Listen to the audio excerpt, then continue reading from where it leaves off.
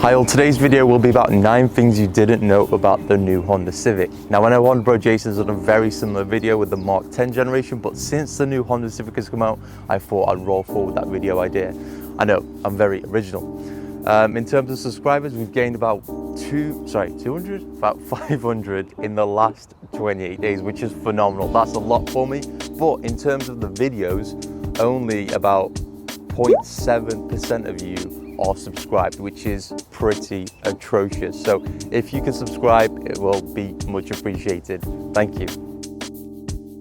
So to start, you get a lock-in fuel filler cap, and I know this is quite a common feature across most modern cars today, but it's good to see that Honda have actually implemented it into the Accords, Civics, etc. And I'll demonstrate to you how it works. You just unlock it and it opens like that, and close it, you lock it even, it won't open.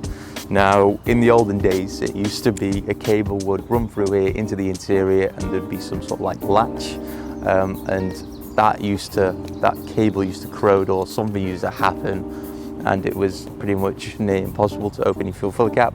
It's good that they've changed it to this, as that issue won't occur. And they've also actually changed, in the Mark 11 generation, this fuel cap, which you now have to unscrew, and there is a little place for you to pop your cap there. It used to be capless in the Mark 10 generation. I prefer the capless way in the Mark 10 generation. I'm not too sure why it's gone like this. When I picked up this Honda Civic Type R back up in January from a Honda dealership, after I got home even, I just thought, let me look at the service history, see what it says. Well, I go to open the glove box, and it turns out you only get an owner's manual and the locking wheel nuts. If you want to access the service history, you have to go on the Honda website, and it will be under digital service history, and you have to pretty much enter your VIN and it shows you everything. Now, I'm not too sure how much of a hassle that's going to become when you, well, from a buyer and seller's perspective, as realistically you don't want to share your VIN with people. I'll be keeping my service receipts as and when the car is serviced, and I highly recommend you do the same as well if you own a FL5, as it'll save the hassle of sharing your VIN with people so they can see the service history. But yeah, it's quite new to me. This is new to me. I think I'm the only person who prefers having the old school paper manuals, the paper service history books, as that's just easier.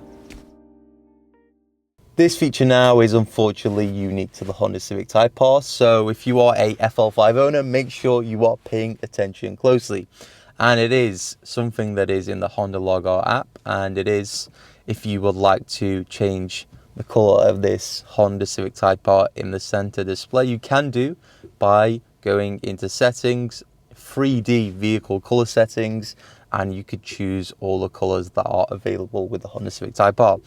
I like to go for Championship White as it works with the rest of the telematics. If I go for black, which I'll show you right now, it looks way too blended in with the background. For the people that don't own and actually own a Honda Civic, turning the traction control fully off is actually a bit of a pedal dance. And I bet some people are going to be like, oh no, if you just press this button, it'll turn off the traction control. No, that only partially turns off the traction control system. Let me show you how to turn it off right now. It's only a couple of steps. What you got to do is, I've got some notes next to me just so I don't forget. You've got to have your foot on the brake, e-brake off, traction control off, traction control on.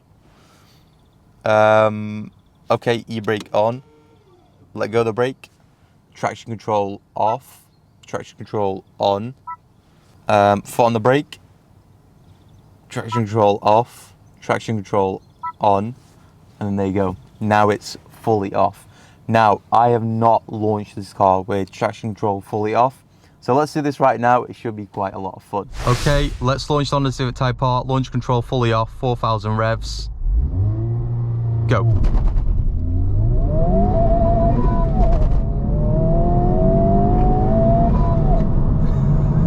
Was that better? I don't know. Oh, that was a lot of fun though. Never gets old. That never gets old. In the regular Civic and the Civic Type R, you get a bunch of different driving modes to choose from, now including a individual mode, which for the Civic Type R is really good because the Plus R mode is way too stiff for me, and in individual mode I put everything to plus R and just keep the suspension on comfort, as that helps me out in terms of ride quality and ride comfort. But what I've picked up on is the fact that the setting, the car remembers the last driving mode you were in. So let's say, you can see I'm in comfort mode right now with the dials. Let's put it in plus R mode. Let's say I shut the car off, go out, get a coffee, come back in the car, and as you can see by the dials, if it remembers correctly, I'm not in plus R mode. So it doesn't work for plus R mode, but it will work for sport mode. I can assure you that. You know, this doesn't really affect the normal day-to-day consumer, but it's really good if you are out on track. You don't really need to dilly-dally with the settings. You can just shut the car off, turn it on, turn it back on, and head straight out on the track. I don't know about you guys, but when I owned the Mark 10 generation Honda Civic, the infotainment system had a bunch of different glitches and bugged out quite often. And I had to do a hard reset on it quite a few times. Now, the Mark 11 generation infotainment system has only bugged out on me once, and I've only had to do one factory reset. And with the Mark 10 generation, it was quite simple. You held the home button down for like 5 odd seconds and it would reboot. But this car, if you hold this down, nothing's going to happen. If you hold the power button down, nothing's going to happen. What you have to do is go into General Settings, go to System, and go to Factory Data Reset, and just basically reboot the car, reboot the infotainment system, and that should fix your glitch of whatever it is. In the Mark 10 generation Honda Civic, you were able to customize this background on your infotainment system. For this model year, that's not possible. Instead, what you get is, if you click on this clock right here, is you get different clock faces, essentially, well, customizable clock faces. And if you click on settings, clock faces right here, you get a bunch of different to choose from. My favorite, I don't really have one. This looks like LA. LA isn't really a nice place, let's be honest. But yeah, that is all you get. You can also import your own, but why would you want to do that? It's quite useless. Yeah, this is probably the most useless feature out of my whole list. If you use Apple Maps, the Honda Apple CarPlay is actually integrated with the Apple Maps so that it shows on your main digital display as well. So as you can see, it's actually giving me directions on my digital cockpit or digital display right here, as well as on here as well, which is pretty decent. I hope you can see that. And I actually quite like that, but the only thing not good with this is the fact that it's not integrated with Waze, which is what I use. And that kind of sucks, but it is what it is. A bonus one for you guys that are still watching is, I think we're on point number 8 or 9, I can't even remember. If you activate the Honda sensing features, so if you press that button right there, you can see that it actually shows you cars, and it could tell the difference between a car and a lorry. You can see that. It could tell the difference, and it throws up a picture of them, which is so cool. It's like a Tesla. New to the Mark 11 Honda Civics are these two SOS buttons. Now, the red one requires you to take the little cap off it, and if you press it, it's for the ejecto seat, cuz I'm joking, it's for the emergency services, of course. And then the black one is to stop the call.